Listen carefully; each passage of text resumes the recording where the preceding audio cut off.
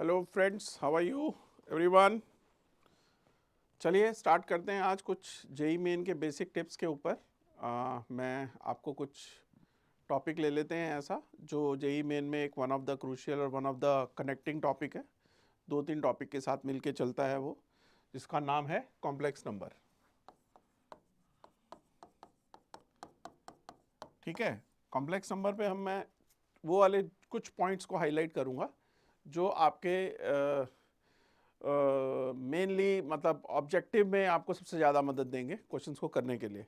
अब इसमें क्या होता है कि कॉम्प्लेक्स नंबर को जब भी बच्चा पढ़ता है ना, तो उसके अंदर उसको लगता है कि यार थ्योरी ज़्यादा पढ़ लूँ या ग्राफ ज़्यादा पढ़ लूँ या थ्योरी के साथ ग्राफ को कैसे मर्ज करूँ और क्वेश्चन कैसे आएगा तो उसको मैं किस तरीके से एनालाइज करूँ कि वो मुझे सॉल्व करने के लिए मदद करे। तो इसके लिए मैं आपको सिर्फ यही एडवाइस दूंगा कि ना पहले ही अपने आप को हम इस तरीके से प्रिपेयर कर लेते हैं कि हमने कौन कौन से पॉइंट्स को ध्यान रखना है कभी भी क्वेश्चन जो जेई मेन में हमारे पास आए। जैसे सबसे पहले मैं आपको बोलूँगा कि अटेम्प्ट के लिए आपको इन चार बातों का ध्यान रखना है। Attempt of problem in complex number. तो सबसे पहला होगा कि क्वेश्चन को एनालाइज करते करते ना आपने ग्राफिकल पॉइंट अपने आप ही क्लियर हो जाएगा आपको कि वो उसका कुछ ज्योमेट्री से कुछ लेना देना है या नहीं है, या ज्योमेट्री से रिलेटेड बात कर रहा है कि नहीं कर रहा। ये एक चीज़ तो ये पढ़ते पढ़ते क्वेश्चन में दिख जाती है। दूसरी बात आपको दिख जाएगी बाय मीन्स ऑफ ऑप्शंस। ठीक है, ऑप्शंस आपको दिखे हुए हैं, आप उससे आप समझ पा रहे हैं कि यस इसमें पूछ रहा है related to circle, related to straight line, related to ellipse और हाइपरबोला। तो आप उससे भी जज कर सकते हैं कि वो ग्राफिकल पॉइंट ऑफ व्यू से आपका डिस्कशन कर रहा है। नेक्स्ट ऑप्शन के बाद तीसरी चीज जो आपको ध्यान रखनी है वो रखनी है प्रॉपर्टीज। कहीं प्रॉपर्टीज बेस्ड क्वेश्चन तो नहीं है? प्रॉपर्टीज बेस्ड क्वेश्चन लाइक अब प्रॉपर्टीज क्या है अभी मैं आपके साथ शेयर करता हूं। तीसरी चीज होगी आपकी polar form, polar form of complex number. And last but not the least जिस पे आप ज्यादा ध्यान रखेंगे, that is considering z as x plus i y. ठीक है, ये आपके चार पॉइंट्स होंगे जिन चार पॉइंट्स पे आपको सबसे ज्यादा अपना माइंड को ना एकदम से रिस्ट्रिक्ट रखना है। ग्राफिकल और ऑप्शन एक साथ एक पॉइंट ले सकते हैं आप, क्योंकि ग्राफ पे जुड़ रही है बात, ऑप्शन से दिख रही है नहीं दिख रही है। बाकी चीज़ों में आपके ऑप्शन उतने मदद दे नहीं पाते, इनको आपको एनालाइज करना पड़ता है। मैं एक दो प्रॉब्लम लूँगा आपके सामने, भी आपको दिख जाएगा उसमें क्या करेंगे हम नाउ। तो मैंने जो ये बातें लिखी हैं आपके सामने, इसमें इसका थोड़ा सा मैं डिटेल व्यू आपको देता हूँ। ग्राफिकल के लिए सबसे पहले जैसे मैंने बताया, ये वाली चीज़ जो है ना ये हर जगह पे अपना इन्वॉल्व होती है, हर जगह पे अपने आप को इन्वॉल्व करेगी। तो आप सबसे पहले इस चीज़ को तो समझ ही लो कि z जो x प्लस आई वाई है वो हमारे को, आपने पढ़ा ही है ये पार्ट, आर्गेंट प्लेन होता है। आर्गेंट प्लेन में हमारे पास एक रियल एक्सिस होती है, एक इमेजिनरी एक्सिस होती है। और रियल एक्सिस का मतलब है हमारे x का कंपोनेंट एंड इमेजिनरी एक्सिस हमारा y का कंपोनेंट। x हमारा रियल पार्ट ऑफ z होता है जो आपको पता है, और y हमारा इमेजिनरी पार्ट ऑफ z होता है। y not i y, y ये हमारा रियल पार्ट ऑफ z होता है। तो कभी भी किसी भी पॉइंट को हम प्लॉट करते हैं तो उसको हम वैसे ही प्लॉट करेंगे, पूरा कोऑर्डिनेट सिस्टम पूरा इसमें कॉपी होता है, सिर्फ हमारे नाम थोड़े से बदल जाते हैं। नाम कैसे बदल जाते हैं? जैसे एक्स एक्सिस का नाम रियल एक्सिस हो जाता है, वाई एक्सिस का नाम इमेजिनरी एक्सिस हो जाता है। आपके किसी भी पॉइंट को हम प्लॉट करते हैं तो उसका नाम हम कोऑर्डिनेट ऑफ नहीं बोलते हैं, कोऑर्डिनेट ऑफ जेड, इसको हम बोलते हैं एफ एक्स ऑफ जेड। ध्यान से सुन लीजिएगा, एफ एक्स ऑफ जेड। ऐसा क्वेश्चन में भी लिखा हुआ कई बार मिल जाता है, F x of Z is this. तो आप एफ एक्स से समझेंगे मतलब क्या होगा कि उस पॉइंट का प्लॉटिंग बोल रहा है। एज एन एग्जाम्पल जैसे मैंने कहा कि z is equal to 3 minus 4 i है, इसको प्लॉट करो। तो 3,4 जो z का कोऑर्डिनेट होगा उसे कोऑर्डिनेट नहीं बोलेंगे, इसे बोलेंगे F x of Z. Okay, तो 3,4 उसी तरीके से आप लेंगे 1 2 3 1 2 3 4 और यहाँ प्लॉट कर देंगे उसे। बात समझ में आ रही है आपको मैं क्या कह रहा हूँ? सो ये वाली चीज आपकी हुई ग्राफिकल के पॉइंट ऑफ व्यू पे। मैं बिगिनिंग की बात बता रहा हूँ कि किसी भी कॉम्प्लेक्स नंबर को ग्राफिकली हम कैसे प्लॉट करते हैं। अब इसी प्लॉटिंग में जैसे अब घुसता है कौन? सर्कल। कौन घुसता है? Straight line. अब उसको हम ग्राफिकली कैसे प्लॉट करेंगे, तो उसके लिए आपको मैं मान के चलूंगा कि स्ट्रेट लाइन की नॉलेज है, सर्कल की नॉलेज है, बेसिक कोऑर्डिनेट ज्योमेट्री जो आप रियल सिस्टम में पढ़ते हैं। उस रियल सिस्टम को कॉम्प्लेक्स में कैसे ट्रांसफॉर्म किया जाता है, वो ये ग्राफिकल व्यू आप उसको उसके साथ उसे कनेक्ट करते हैं। एज एन एग्जाम्पल, जैसे मैं आपको कहूं कि हमने एक चीज पढ़ी हुई है कॉम्प्लेक्स नंबर में, जिसे हम कहते हैं मॉडुलस ऑफ जेड। तो मॉडुलस ऑफ जेड क्या कहलाएगा कि आप 3 का स्क्वायर करेंगे, 4 का स्क्वायर करेंगे, अंडर रूट करेंगे, ये मॉडुलस ऑफ जेड होता है, ये आपको पता ही है। तो ये आप इस एग्जांपल के लिए मैंने लिया, तो मॉडुलस ऑफ जेड की वैल्यू क्या आ गई, 5 आ गई। ठीक है, तो अब इस 3,4 के रिस्पेक्ट पे इसका मॉडुलस मैंने बता दिया आपको 5। मॉडुलस एक ऐसी चीज है जो हमेशा क्या रहेगी, पॉजिटिव रहेगी। ठीक है, मॉडुलस ऑफ जेड सिर्फ और सिर्फ एक ही केस में 0 हो सकता है, जब x भी 0 हो और y भी 0, only in that case. Otherwise modulus क्या है, हमेशा एक रियल पॉजिटिव नंबर निकलेगा। नाउ जब आपके सामने मॉडुलस की वैल्यू आपको समझ में आ गई है, तो अब मैं अगर आपको कहूं कि मेरे पास एक इसी चीज को बोल दिया जाए कि अगर z एक जनरल कॉम्प्लेक्स नंबर है x प्लस आई वाई, मैं ग्राफिकल को थोड़ा सा लिंक कर रहा हूं, ध्यान से समझना, और मैं उसको लिख देता हूं इज इक्वल टू 5 है, z is any complex number.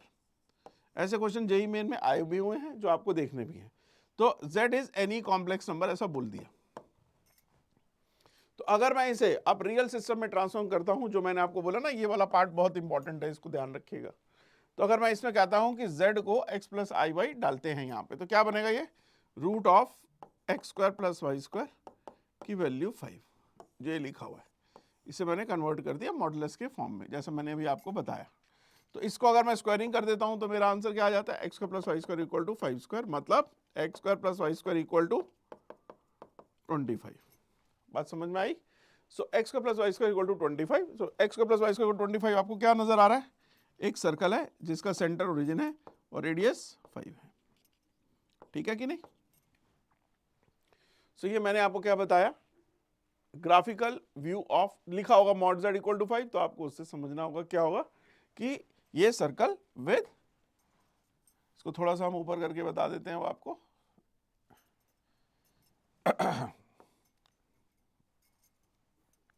थोड़ा सा कलर चेंज करके बताता हूं तो थोड़ा सा ध्यान रहेगा आपको।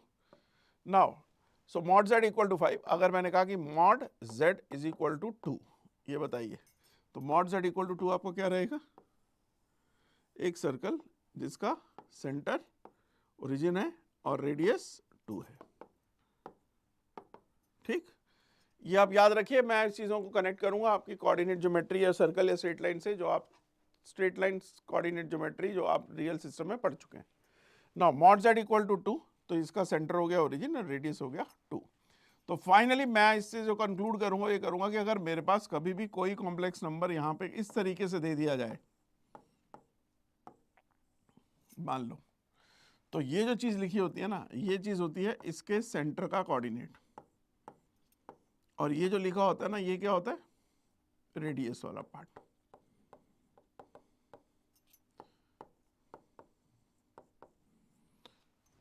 जैसा आपने यहां देखा, यहां कुछ नहीं लिखा है, तो आगे क्या लिखा है, 0।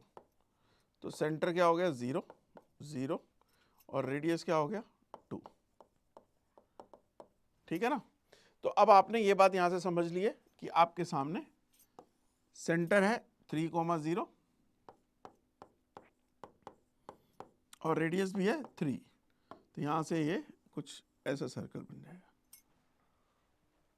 ठीक है, तो सेंटर और रेडियस अब आपको थोड़ा सा हाईलाइट करना आना चाहिए। अब आपको यहाँ तो सिंगल चीज लिखी है, अगर कोई डबल चीज लिखी होती तो क्या होता, जैसे मैं यहाँ दे दूं z minus 4 plus 2i is equal to 4, for example ये लिख दिया मैंने, तो इसका क्या मतलब है, तो इसका क्या मतलब है बताइए, z लिखेंगे, माइनस करेंगे,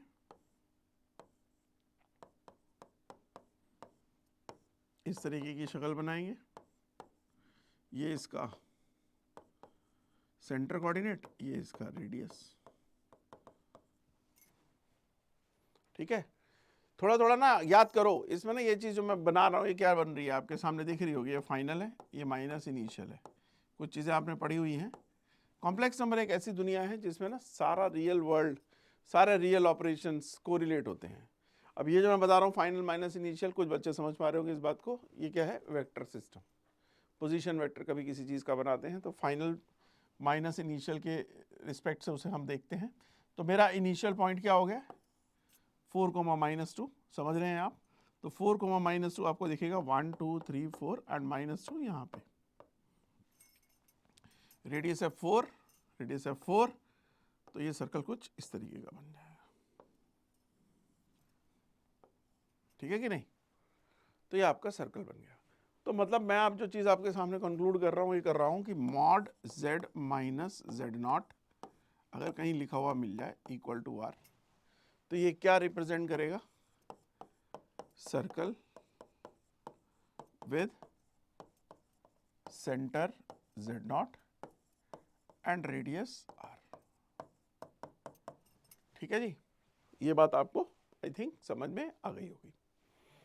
इस चीज़ को अब मैं कैसे लिंक कर रहा हूँ, हमने कुछ कुछ प्रॉपर्टीज़ भी पढ़ी हैं, बट मैं पहले थोड़ा सा ग्राफ को, जैसे आपको पहला ऑप्शन यही दिया था कि ग्राफिकल को थोड़ा सा देखिएगा, क्योंकि ज़्यादातर क्वेश्चन जो जेईई मेन में अभी आए हैं उनमें ग्राफिकल को थोड़ा सा डोमिनेट करके रखा गया है। कई शिफ्ट्स में यही देखा आपने, पिछले 2021 के क्वेश्चन देख लो, 2022 के देख लो, 2020 के देख लो, तो पहली चीज़ आपकी यही रहती है। तो इसमें जब मैं अब आपको इसके आगे, जैसे इसका जो क्वेश्चन मैं जेईई मेन टाइप का ले रहा हूँ, तो वो ज़रा देखेंगे। मैंने लिखा है mod z is equal to 3 for example, ठीक है, और साथ में लिख दिया mod z -1 plus i is equal to √2, ऐसा कुछ दे दिया। मैंने बोला कि ये दो एक्सप्रेशंस दिए हैं आपके सामने, और बोल देगा ऐसे, number of points of intersection, ऐसा करके लिख देगा, या लिख देगा number of solutions of above expression. ठीक है, तो अब इसके नंबर ऑफ सॉल्यूशन पूछ रहा है वो।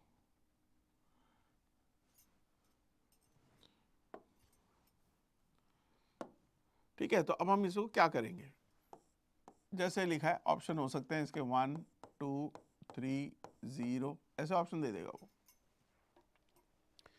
तो मैंने आपको बताया ना, क्वेश्चन को पढ़ेंगे, देखेंगे, ग्राफ बनाना है, ऑप्शन से देखेंगे, ऑप्शन से मदद मिलेगी, नहीं तो प्रॉपर्टी पे जाएंगे, प्रॉपर्टी नहीं मिलेगी तो पोलर फॉर्म पे जाएंगे, पोलर नहीं मिलेगा तो z equal to x plus i y डालेंगे।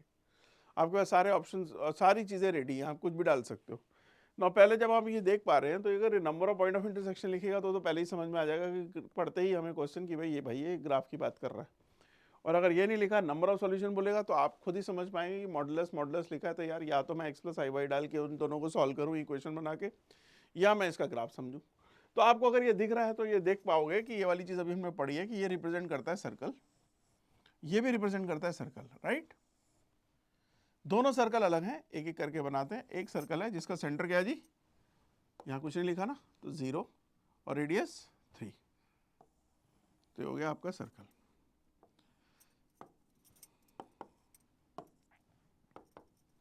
ठीक है, दूसरे में अगर हम देखें तो यहां से अगर आप कहेंगे फाइनल माइनस इनिशियल, जो मैंने अभी आपको सिखाया,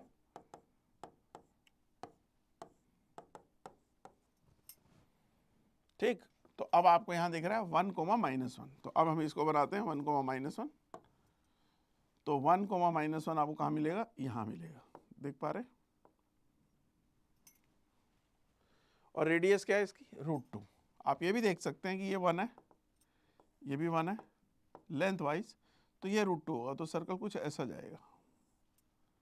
अब कई बच्चे ना ऐसे नहीं बनाते इसको, वो अब मैं थोड़ा सा टू द स्केल बना रहा हूं तो आपको दिख रहा है कि ऐसा बनेगा। कई बच्चे पता क्या करेंगे, कई बच्चे ये करते हैं कि हाँ जी एक सर्कल बोला है, तो ये सर्कल रेडियस 3 का है, तो ये 3 का बन गया। ठीक है, दूसरा सर्कल बोला है, तो वो 1, -1 है, वो तो दिख रहा है हमें, तो वो ना कुछ ऐसे बना देंगे इसको कि ये टच कर जाएगा। कुछ ऐसे बना देते हैं कि यार हमें थोड़ा सा ऐसा लग रहा है कि रेडियस हो गया 3 और दूसरा सर्कल 1, ये है, यहाँ पे हुआ, ये इसका सेंटर है। अगर कोई बच्चा ऐसा बनाता है, ये आपके हाथ के ऊपर है, ये तो कह रहा हूँ ना ग्राफिकल थोड़ा सा समझ के चलिएगा। अगर आपने ऐसा बना लिया तो आपके तो सॉल्यूशन आ जाएंगे 2, क्योंकि ये 2 जगह काट रहा है भाई। अगर आपने ऐसा बनाया तो आपका आंसर आएगा 0, और अगर ऐसा बनाया तो आपका आंसर आएगा 1। और कोई बहुत ही बहादुर बच्चा होगा तो उसे ये नहीं दिखेगा तो वो 3 भी आंसर दे सकता है, जो कि आंसर वैसे ही गलत दिया हुआ उसने। इस 3 की जगह वो इनफाइनाइट भी लिख सकता है ऑप्शन। इनफाइनाइट क्यों लिख देगा भाई? कई बच्चे का ना दिमाग ही नहीं चलता, वो दिमाग ये ले लेता है कि भाई एक सर्कल ये है, दूसरा जो बैठा हुआ है वो इसी के ऊपर बैठा हुआ है, तो इनफाइनाइट इसकी जगह आंसर भी ऑप्शन हो सकता है, तो वो इनफाइनाइट हाँ आंसर दे आता है। मतलब इसलिए थोड़ा सा अप्रोक्सीमेशन आपको देखना, और इसमें बहुत ही ना नैरो मार्जिन होता है, ये जो ऑप्शन दिए होते हैं 0, 1, 2, 3, तो किसी से भी जरा सी भी गलती हुई तो काम गलत हो जाता है। इसी चीज़ को मैं कनेक्ट करूंगा, पहले तो आप ये बात समझ लें कि क्या बोली जा रही है। तो नंबर ऑफ सॉल्यूशन बोला गया, तो नंबर ऑफ सॉल्यूशन आपको जो दिख रहा है वो क्या दिख रहा है कि एक्चुअली इसकी लेंथ है √2, तो ये भी √2 हुआ ना। तो फाइनली कायदे से ये दोनों चीजें मिलके आपको क्या देंगी, ये लेंथ 2√2 हो जाएगी ना। और ये कितना है, यहां से लेके यहां तक अगर हम थोड़ा आगे बढ़ा दें, ये आपका 3 और 2√2 में अगर आप देखेंगे फासला, तो नेचुरली 3 की वैल्यू तो 3 रहती है, 2√2 की वैल्यू आपकी 2 × 1.414 अप्रॉक्सीमेट लेते हो तो 2.828 आ जाती है। तो नेचुरली वो कम है, तो ये सर्कल अंदर ही छुपा रह जाएगा। तो नंबर ऑफ सॉल्यूशन इसे कितना होने चाहिए, 0। बात समझ रहे हैं आप? तो नंबर ऑफ सॉल्यूशन कितना होने चाहिए, 0। बच्चा ये करेगा, ये भी गलत है, बच्चा ये करेगा, ये भी गलत है, ये तो गलत था ही, वो तो मैंने बता ही दिया। तो ये वाली बात समझ में आ गई है सबको? क्या बोला मैंने कि नंबर ऑफ सॉल्यूशन निकालने होंगे तो क्वेश्चन को ग्राफिकली कैसे प्लॉट करना है और किस तरीके से उसे बनाना है। ये भी मैं सर्कल पे ही हूँ, अभी सर्कल की कहानी चल रही है, अभी सर्कल में भी और बात बाकी है जो चीज़ पूछी गई है। अब बताने जा रहा हूँ, जो उस चीज़ को ध्यान देना, क्योंकि वो भी इसी चीज़ पे ही बेस्ड है, इसी को ही कंटिन्यू कर रहा हूँ आगे। अभी इसमें में क्या है, मेरे को ये बोला गया, अभी इसी क्वेश्चन को जरा याद रखें, इसको ही मैं वापस से ले रहा हूँ।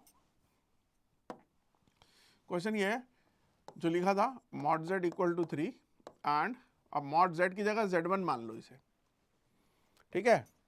और दूसरा ले लेते हैं mod z2 - 1 + i = √2, वही, बट उस पे एक पे z1 आ गया, दूसरे पे z2 आ गया।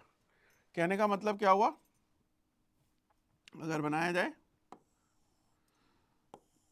तो एक सर्कल हो गया ये वाला। अब सर्कल तो पता है कहाँ आएंगे, इसके ऊपर जो भी बैठा हुआ है, ये सारे जो बैठे हुए हैं, ये सारे बैठे हुए हैं z1।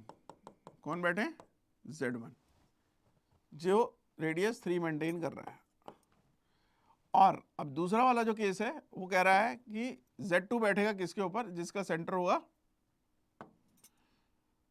1, -1, ये हम देख चुके हैं। इन्हीं के अपोजिट साइन को ले लिया करें, वो सेंटर बन जाता है और ये रेडियस हो जाता है, ये आपको मालूम है, अभी बताया मैंने, ठीक है जी। तो यहां पे अब ये √2 के साथ जब बनेगा तो ये सर्कल बनेगा कुछ ऐसा। मुझे दिख रहा है कि इसके ऊपर जो भी बैठेगा वो कौन बैठेगा, z2 बैठेगा।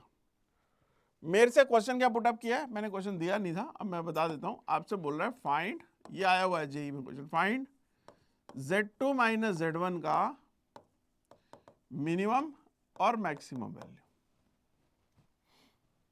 इसकी मिनिमम और मैक्सिमम वैल्यू निकालो। तो इसका मतलब वो क्या पूछ रहा है कि मुझे z2 तक जाना है z1 से चल के, ये मेरा फाइनल है, ये मेरा इनिशियल है, फाइनल माइनस इनिशियल जाना है, और उसकी मुझे क्या चाहिए, लेंथ की मिनिमम वैल्यू और मैक्सिमम वैल्यू। इसमें क्या चल रहे हैं, मेरे 2 सर्कल चल रहे हैं ना, 2 सर्कल। अब 2 सर्कल में मुझे एक z2 पकड़ना है, कोई भी एक z2 पकड़ना है, कोई भी एक z1 पकड़ना है, भाई उन दोनों को जोड़ना है और उसमें ढूंढना है कि मिनिमम वैल्यू कितनी आए लेंथ वाइज और मैक्सिमम वैल्यू कितनी आई लेंथ वाइज। अब आप कैसे जोड़ोगे, ग्राफिकली आपके सामने, ग्राफिकली आप उसको जज कर पा रहे हो, देख पा रहे हो कि क्या बोलना चाह रहा है। भाई मिनिमम वैल्यू तो आपको कुछ नजर आ रही हो, कुछ यहाँ पे बनेगी, है कि नहीं, और मैक्सिमम वैल्यू चाहिए तो आपका यहां से लेके यहां तक आएगा, एट मैक्स, दूर, सबसे दूर, दोनों में मैक्सिमम डिस्टेंस, दोनों में मिनिमम डिस्टेंस। तो मैक्स मिन को थोड़ा सा अगर आप ध्यान से देखें तो क्या होता है, जब भी हम किसी भी, अब आप पैराबोला बात कर लें, एक पैराबोला यहाँ, एक पैराबोला यहाँ, मैं कहूँ इनमें शॉर्टेज डिस्टेंस निकालो, तो हमेशा जब भी शॉर्टेज डिस्टेंस निकाला जाता है ना, ये देखो सारी चीज ज्योमेट्री पे बेस्ड है, तो इनमें शॉर्टेज डिस्टेंस क्या होता है, इसमें शॉर्टेज डिस्टेंस होता है इन दोनों का जो कॉमन नॉर्मल होगा ना, वो शॉर्टेज डिस्टेंस देगा। कॉमन नॉर्मल, वर्ड ध्यान से समझ लीजिए क्या बोल रहा हूँ, कॉमन नॉर्मल। यहां पे भी मुझे क्या चाहिए, शॉर्टेज डिस्टेंस। शॉर्टेज डिस्टेंस क्या होगा, जो दोनों के कॉमन नॉर्मल पे होगा। क्यों, कॉमन नॉर्मल ऐसी चीज होती है जो दोनों के शॉर्टेज डिस्टेंस को परपेंडिकुलरली एक दूसरे के साथ रिलेट करती है। कभी भी शॉर्टेज डिस्टेंस या लार्जेस्ट डिस्टेंस मिलता है ना, वो हमेशा परपेंडिकुलर होता है, ये ध्यान रखिएगा, परपेंडिकुलरली ही मेजर किया जाता है, मतलब नॉर्मल। तो इन दोनों का कॉमन नॉर्मल क्या होगा, इन दोनों को आप जोड़ेंगे, सेंटर को सेंटर से जोड़ेंगे, क्योंकि सर्कल का सेंटर से जाने वाला जो भी लाइन होता है वो नॉर्मल होता है। तो आपके दोनों सर्कल के सेंटर जुड़ेंगे और एक्सटेंड हो जाएंगे आगे पीछे, ठीक है। तो मैंने इन्हें आगे पीछे एक्सटेंड कर दिया, ये मैंने थोड़ा सा बताया था आपको, आप थोड़ा सा इस तरीके से इसको थोड़ा कोरिलेट कर लेते हैं।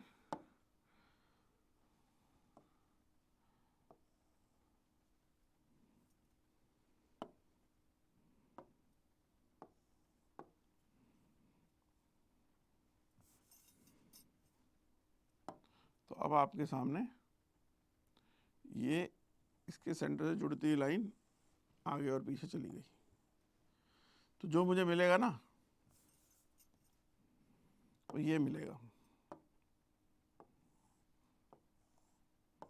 ये होगा मिन और ये होगा मैक्स। बात समझ रहे हैं?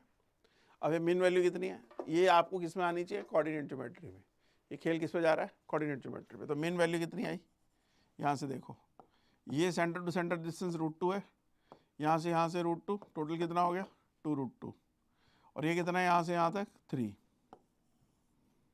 तो मेरा मिन वैल्यू कितना हो गया 3 - 2√2। और मैक्स वैल्यू क्या चाहिए भाई, ये तो 2√2 था इतना, ये 3 और मिल जाएगा, तो कितना हो जाएगा 3 + 2√2। Am I clear? Min max value समझ में आई?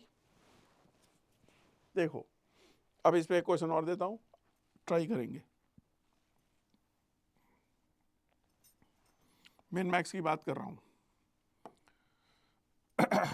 आपको दिया है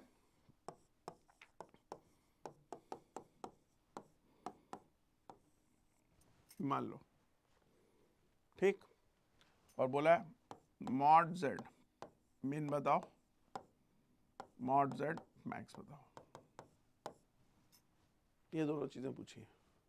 हाउ डू यू जज मॉड जेड मिन एंड मॉड जेड मैक्स? देखो क्या करेंगे हम, क्या जी सेंटर क्या बताइए, जो भी लिखे होते हैं उनके अपोजिट साइन लेने होते हैं, तो -3, 2 सेंटर हो गया, रेडियस क्या हो गया 6, तो सर्कल बन जाएगा -3, 2 समवेयर हेयर,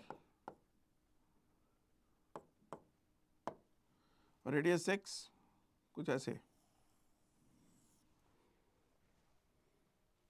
6 है ना रेडियस, तो बड़ा बड़ा सर्कल बनेगा। तो ये आपका सर्कल आ गया। मुझे चाहिए mod Z main. Mod Z का मतलब है इसके ऊपर वाला जेड जो चल रहा है, ये सारा इसके ऊपर जो है, ये सारा जेड बैठा हुआ है, ये सब जेड बैठा हुआ है। इसकी वैल्यू मिन चाहिए जो 0 से चल रहा हो, मतलब 0 से चलने वाला इसके ऊपर लीस्ट डिस्टेंस बनाता हुआ और लार्जेस्ट डिस्टेंस बनाता हुआ। तो मैं क्या करूंगा, 0 को इसके सेंटर से जोड़ दूंगा और आगे पीछे बढ़ा दूंगा, ठीक है जी। कॉमन नॉर्मल हो जाएगा ना, उसके सेंटर से जा रहा है तो।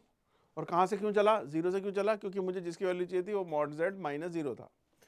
अब ये चीज हुई यहां से लेके यहां तक हुई मिन, क्योंकि 0 से चल के जेड तक देखना है, और 0 से चल के जेड मैक्स दूर तक देखना है, तो ये मैक्सिमम हो जाएगा, ठीक। तो अब इसको कैसे निकालेंगे, नेचुरली ये आपको पता ही है, ये वैल्यू दी है मैंने -3, 2। रेडियस आपको मालूम था कितना है, रेडियस 6, यहाँ से लेके यहाँ तक की वैल्यू है 6, ये है 0 0 0 0 से -3, 2 का डिस्टेंस निकालोगे तो रूट आएगा 13, 9 + 4 अंडर द रूट। तो ये वैल्यू कितनी बच जाएगी 6 - √13। ठीक है जी। अब हम इधर आए, ये निकालना है, तो ये क्या है √13 किस में ऐड करना पड़ेगा 6 में, तो ये कितना हो जाएगा 6 + √13। बोलो जी समझ में आई बात। तो ये चीज कहलाती है मिन मैक्स डिस्टेंस। अब आप कहोगे कि सर मॉड जेड आपने ले लिया, इसकी जगह कुछ और होता, तो मैंने कहा कुछ और ले लेते हैं।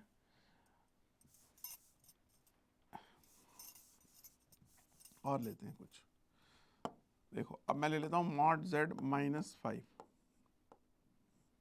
ठीक है, इसका मिन और मैक्स। अब मॉड जेड -5 मतलब 5 मान लेता हूं मैं, यहाँ आ रहा है अप्रॉक्सीमेटली, ठीक है। ये हो गया ना फाइनल माइनस इनिशियल, माइनस तो बीच में रखना ही है। तो इनिशियल क्या है मेरा 5, तो 5 से चला और उसके सेंटर से जोड़ूंगा और जोड़ते हुए आगे बढ़ा दूंगा। तो ये जो होगा ना, ये होगा इसका मिन जो पहले मिलेगा, और जो बाद में मिलेगा ना वो होगा मैक्सिमम। यहां तक ये हो जाएगा मैक्सिमम, ठीक है ना। तो इसको कैसे निकालेंगे, इसको निकालने के लिए क्या करेंगे 5, 0 का डिस्टेंस निकालेंगे इधर से, तो कितना होगा 5 + 3 whole square plus 2 - 0 whole square under the root. ये इधर से इधर तक का डिस्टेंस हो गया, कितना आया 64 + 4 68 अंडर द रूट, मतलब 2√17। रेडियस कितना है 6 है ना, रेडियस 6। अब इसकी वैल्यू आप देख पा रहे हैं 4, अप्रॉक्सीमेटली 4+ है, तो ये भारी होगा सर्कल के, क्योंकि ये वैल्यू अप्रॉक्सीमेटली 4.1 होगी, इंटू 2 करोगे तो 8.2 होगी, तो नेचुरली ये रेडियस से बड़ा है, तो 12 है। मैंने सही बनाया है, तो आपको दिख रहा है ये 2√17। यहाँ से यहाँ तक का डिस्टेंस, उसमें से 6 माइनस कर देंगे, तो मेरे को ये मिन वैल्यू आ जाएगी 2√17 - 6, ठीक। और मैक्सिमम वैल्यू कितनी है 2√17 में 6 ऐड कर देना, तो ये मैक्स आ जाएगा। मैक्स कितना आ जाएगा 2√17 + 6। तो ये मैंने अभी आपको क्या बताया, आपको बताया सर्कल के साथ अगर मिन मैक्स पूछ ले तो ग्राफिकली हम उसको किस तरीके से हैंडल करेंगे, ठीक है जी। तो अभी हम इस चीज़ों को ग्राफिकली इस पॉइंट पे रोकते हैं, फिर उसके बाद इसके आगे अभी मैं नेक्स्ट बताता हूँ कि अगर हम इस सर्कल से लाइन पे मूव करेंगे तो कैसे मूव करेंगे। लाइन के लिए हम कुछ प्रॉपर्टीज़ को यूज़ करेंगे, प्रॉपर्टीज़ पहले मैं बताऊँगा, कॉन्जुगेट की, आर्गुमेंट की, फिर उसके आगे हम इस चीज़ों को कंटिन्यू करते हैं। ओके।